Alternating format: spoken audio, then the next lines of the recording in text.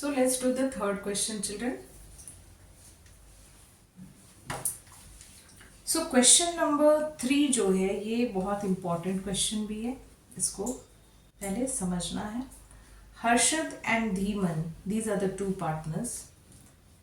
इसमें ये चीज़ें हमें सबसे पहले ध्यान देनी है कि no partnership agreement was made. Please underline this line, no partnership agreement was made. जैसे मेरे को पता चला कि कोई पार्टनरशिप अग्रीमेंट नहीं बना हुआ है तो फिर हमें क्या करना है, दो चीज़ें ढूंढनी है कि प्रॉफिट कितना दिया हुआ है और दूसरा प्रॉफिट शेयरिंग रेशियो क्या है, और इसके अलावा लोन भी अगर किसी पार्टनर ने दिया है तो इंटरेस्ट ऑन लोन पे भी हमें ध्यान देनी है. क्योंकि पहले मैंने पढ़ाया हुआ है कॉन्सेप्ट में कि when partnership deed is absent, partnership act 1932 will be automatically applicable. तो ऑटोमेटिकली पार्टनरशिप एक्ट लागू हो जाएगा. और एक्ट में क्या लिखी हुई है, तो एक्ट में बातें लिखी हुई है कि किसी भी पार्टनर्स को सैलरी नहीं मिलेगा, इंटरेस्ट ऑन कैपिटल नहीं दिया जाएगा, इंटरेस्ट ऑन ड्राइंग चार्ज नहीं होगा, profit and loss equally share होगा. अगर किसी पार्टनर ने लोन दिया है तो उसके ऊपर 6% एनुअली इंटरेस्ट दिया जाएगा. तो ये सारी बातें हमें फॉलो करनी होगी जब पार्टनरशिप डीड नहीं दिया हुआ है. अब क्या हुआ है, पार्टनरशिप बिजनेस है, दोनों के बीच में डिस्प्यूट अराइज हो जाता है हर्षद और धीमन के बीच में, और दोनों ने अपना क्लेम किया है. हर्षद ने कुछ क्लेम किया है, धीमन ने कुछ क्लेम किया हुआ है.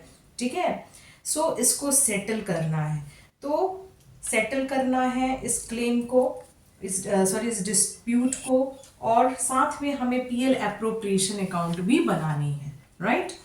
तो सबसे पहली बात कि हर्षद का क्लेम हम देखेंगे. हर्षद ने क्लेम किया है कि उसको इंटरेस्ट ऑन कैपिटल एनुअली 10% मिलना चाहिए. ठीक है. एंड हर्षद ने लोन भी दिया हुआ है. ठीक है ना.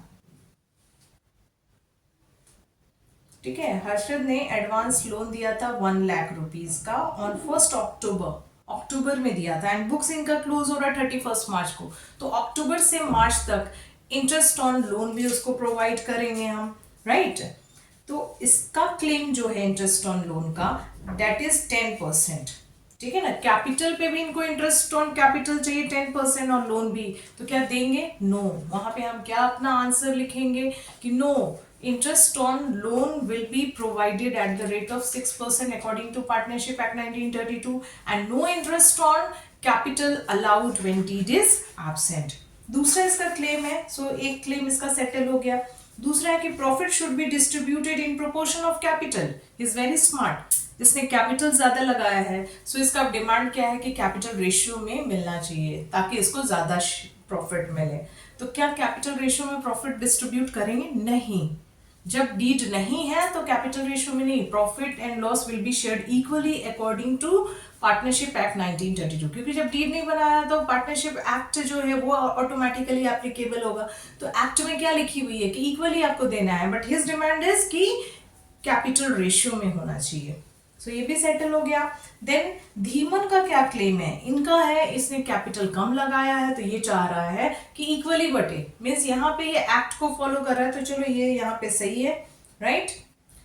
दूसरा चीज है, he should be allowed 2000 per month as remuneration for the period he managed the business in the absence of Harshad. Harshad जब इल हुआ था, जब उसकी तबीयत खराब थी, तो धीमन ने बिजनेस को मैनेज किया था, इसलिए वो एक्स्ट्रा वर्क किया था, एक्स्ट्रा एफर्ट लगाया था.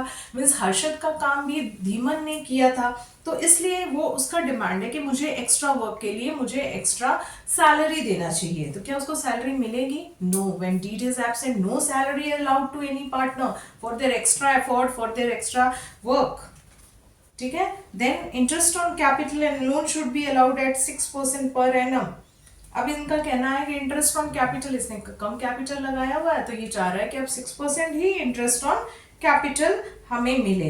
तो ये यहाँ पे ये सही है कि इंटरेस्ट ऑन कैपिटल और लोन जो है वो इसको 6% देना चाहिए. ये एक्ट में भी बातें लिखी है तो ये एक्ट को ही फॉलो कर रहा है वहां पे, तो यहाँ पे ये सही है.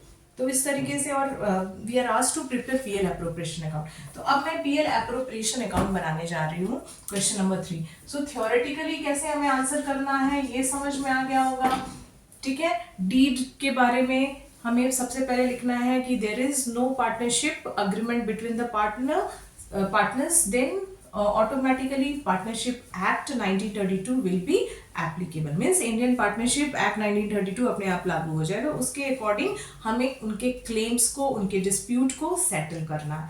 और अब क्वेश्चन में पूछा है पीएल एप्रोप्रिएशन अकाउंट ड्रॉ करो, तो profit and loss appropriation account बनाएंगे, राइट।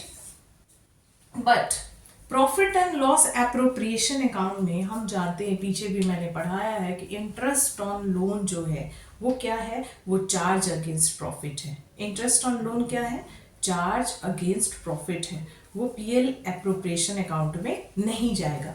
तो हमें अभी सिर्फ पीएल अकाउंट बनानी है, क्यों, क्योंकि इंटरेस्ट ऑन लोन जो है उसका डिस्ट्रीब्यूशन हमें दिखाना होगा कहाँ पे, पीएल अकाउंट में, प्रॉफिट एंड लॉस अकाउंट में दिखाना होगा, and then PL appropriation account हम लोग बनाएंगे। सो ये हो गया आपका डेबिट, ये हो गया आपका क्रेडिट। सो हमें यहाँ पे क्या लिखना है, प्रॉफिट को, प्रॉफिट कितना हुआ था, प्रॉफिट हुआ था 1,80,000,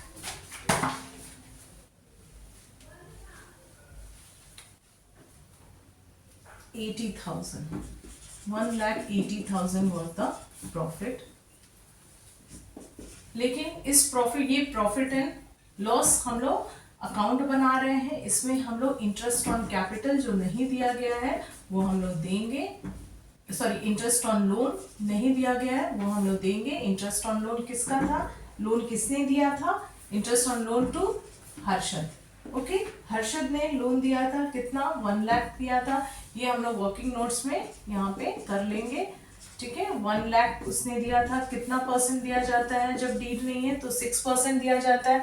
और कब इसने दिया था, 1 अक्टूबर को इसने दिया था, राइट। तो 1 अक्टूबर को इसने लोन दिया था, और बुक्स क्लोज कब हो रहा है, 31 मार्च, मीन्स आपका फिनेंशियल ईयर फॉलो किया जा रहा है, ठीक है। तो 6 मंथ्स होता है, अक्टूबर से मार्च तक काउंट करोगे तो 6 मंथ्स होता है, तो 6/12 हो जाएगा। इसको सॉल्व करेंगे, इट विल कम 3,000, ठीक है। सो ये 3,000 हमारा इंटरेस्ट ऑन लोन हो गया। अब मैं यहाँ पे 1,80,000 minus 3,000, 1,77,000 is your profit. So this profit will be transferred to, this profit transferred to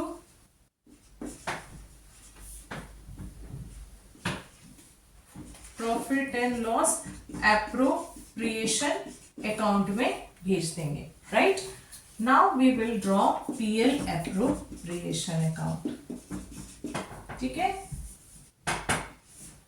क्योंकि पीएल एप्रोप्रिएशन अकाउंट में इंटरेस्ट ऑन लोन हम नहीं दिखा सकते, राइट, इसलिए हमें ड्रॉ करना पड़ा। तो यहाँ पे ये प्रॉफिट जो है ये ट्रांसफर हो जाएगा प्रॉफिट एंड लॉस अकाउंट से, ठीक है। 1,77,000, और ये 1,77,000 किसको दिया जाएगा, this will be given to the partners. So to profit transferred to,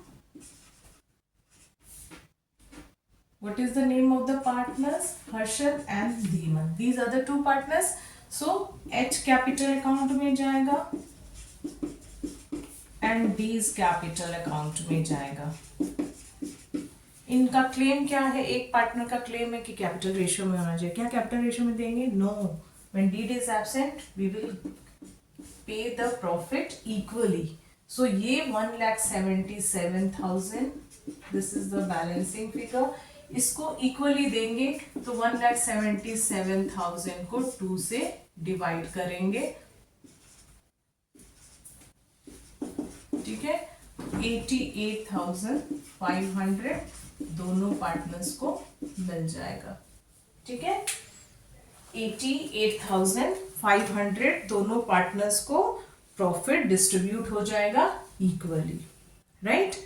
तो हमने क्या सीखा कि जब डीड एब्सेंट है तो किसी भी पार्टनर्स को ना सैलरी दिया जाएगा या इंटरेस्ट ऑन कैपिटल दिया जाएगा, ना इंटरेस्ट ऑन ड्रॉइंग चार्ज किया जाएगा।